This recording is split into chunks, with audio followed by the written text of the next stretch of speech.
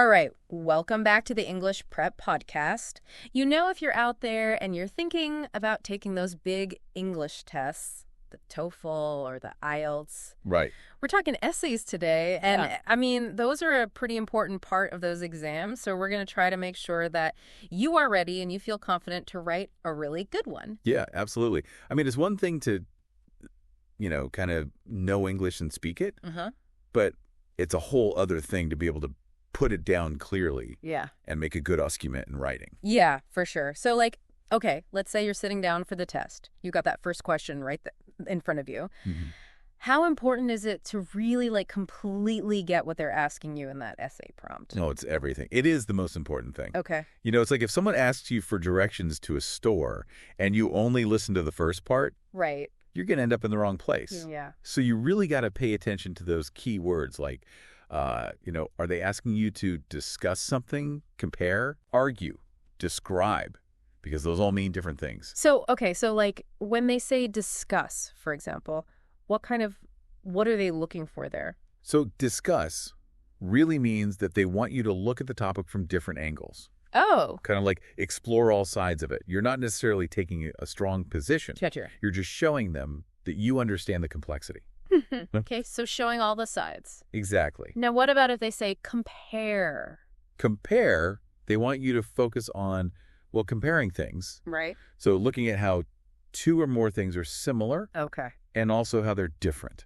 Okay, so similarities and differences. Right. And then argue is where you're really trying to convince the reader of something. Right. You're making your case, you're taking a clear position, and you're backing it up with evidence and good reasons. Okay. And describe, is that one a little bit more straightforward? Yeah, I think describe is pretty much what it sounds like. Okay. It's like painting a picture with words, giving lots of details about something specific. So it's like, each one of those words, it's like a little instruction booklet for how to write your essay. Exactly. But it's not just those keywords, though, is it? There's more to it. There is. You also have to pay attention to the scope of the question. What do you mean by scope? So scope is like the boundaries of the question. Yeah. It's telling you exactly what to focus on. So, for example, if they ask you about the impact of technology on education, right, and you write a whole essay about the impact of technology on social life or something, you're going off topic. Okay. And they're not going to be happy about that. So it's like if you're coloring and you color outside the lines, even if you do a really nice job, it's not quite what they were asking for. Exactly. So once we're totally clear on the question, what's the next important thing to figure out? Okay, so then we need to think about the thesis statement. The thesis statement. Which is like the central argument of your essay, the main point you're trying to make. Yeah. Okay, so is that the most important sentence in the whole essay? I mean, it's definitely one of the most important. You can think of it as the heart of your essay. Gotcha. It's what everything else is going to be built around. So, I mean, can't you just kind of figure out your argument as you go along? Why do you have to have this clear thesis right from the start? Well, while your ideas might change a bit as you're writing, right, it's really important to have that thesis statement up front because it acts like a compass. It tells you and the reader where you're going. Without it, your essay can feel kind of lost and rambling. Okay, so it gives it direction. Exactly. Now, you mentioned before that a strong thesis statement should be concise and specific and debatable. Yes. What does all that mean? Okay, well, concise means it's short and to the point. Okay. 1 or 2 sentences max. All right. Specific means that you're addressing the exact prompt they gave you. Okay. And not just talking about something general and then debatable, means that it's actually an argument, something that someone could disagree with. Gotcha. It's not just a statement of fact. Okay, so I remember you gave that example about has technology improved communication? Yes. And you said a good thesis statement would be technology has significantly enhanced communication by enabling instant connectivity across the globe. Right. Why is that better than just saying technology has improved communication? Because it's more specific and it gives an actual reason. Okay. It says how technology has improved communication by enabling instant connectivity. Right. And it uses stronger language like significantly enhanced. Yeah. And it also kind of hints at a debate, like, has it always enhanced communication? Has it had any negative effects? Yeah. So there's something to argue there. So it's like taking a stand instead of just saying something obvious. Exactly. Okay, so we've got the prompt figured out. We've got a strong thesis statement. Yes. Now, how do we actually start building this essay? What's the next step? Now you need to make an outline. It's like making a plan before you start building a house. Right. You don't just start putting up walls and windows. Yeah. You need a blueprint. Okay. But I know some people think outlining takes too long. Yeah. They're like, let's just get to the writing. Right. Why is outlining so helpful? Because it helps you organize your thoughts logically. Okay. And make sure your essay flows smoothly so that everything connects back to your thesis. Gotcha. And it can actually save you time in the long run. Really? Because you're less likely to get stuck or go off on tangents when you're actually writing. Oh, that's a good point. So it's worth taking a few minutes to plan it out. Okay, so if we're going to make an outline, Yes. what are the parts of an essay outline? What does that look like? Okay, so typically you'll have your introduction, several body paragraphs, and then a conclusion. Right. And each of those sections has some key components. So let's start with the introduction. How do we kick things off? You want to start with something that grabs the reader's attention. Okay. We call that a hook. Okay, a hook.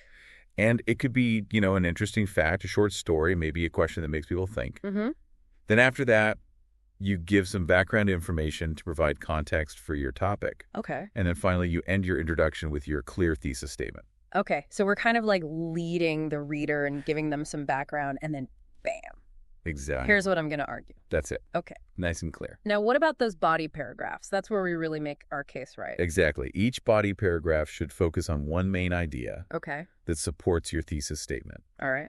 And you're going to start each paragraph with a topic sentence that tells the reader what that main idea is. Okay.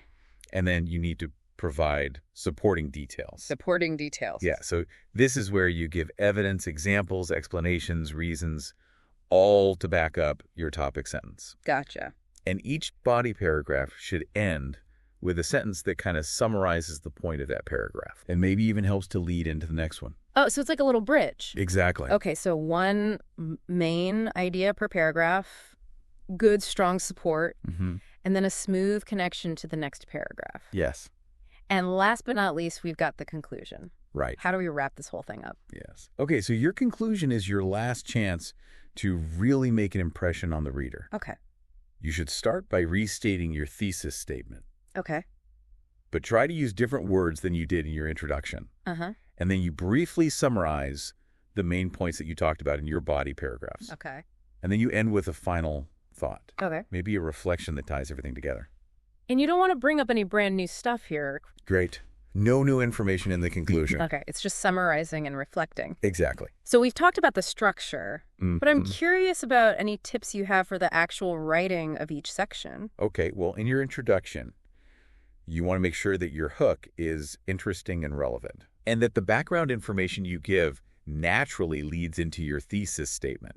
In your body, paragraphs don't just list your supporting points. Okay. You want to explain them fully. Right. And give specific examples whenever you can. And this is where those linking words come in, right? Yes, those are so helpful. Yeah. Words like furthermore, however, in addition, as a result, those help you create a nice flow. It's like you're building little bridges between your ideas. Exactly. Okay. And any other tips for that conclusion? Just make sure it feels like a natural ending to your argument. You're reinforcing your main point without just repeating yourself. Okay. You want to leave the reader with something to think about. Okay, so now let's talk about something that I know stresses a lot of people out when they're taking these exams. Oh, yeah. Time management. Yeah. That clock is ticking. Right. You've got to get this essay written. Absolutely. How do we manage that time well? Well, I think it's a good idea to have a plan even before you start writing. Okay.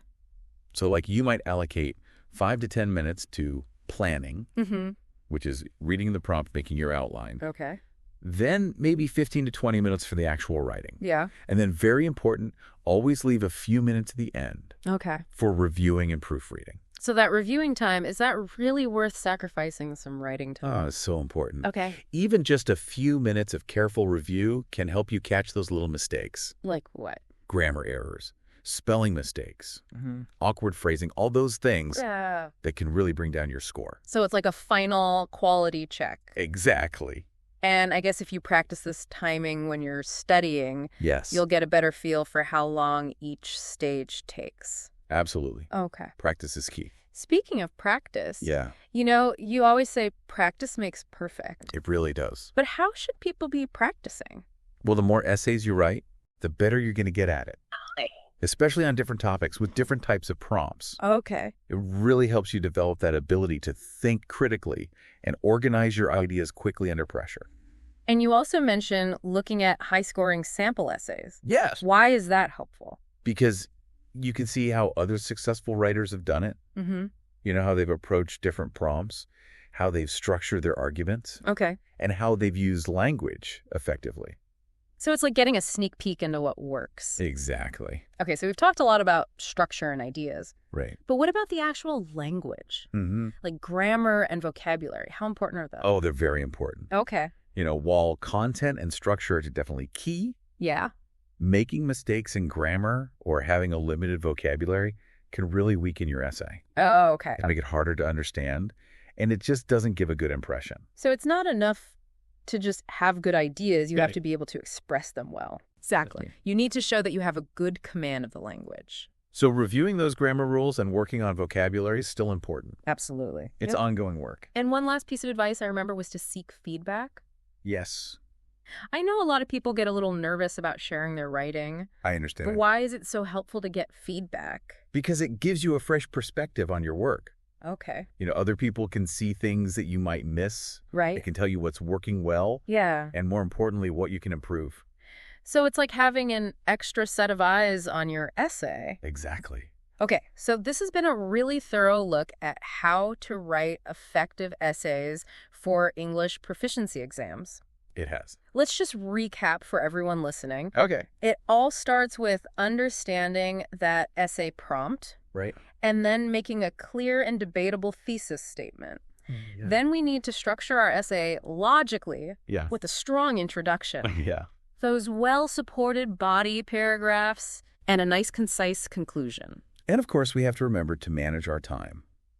Practice regularly, pay attention to grammar and vocabulary. Yep.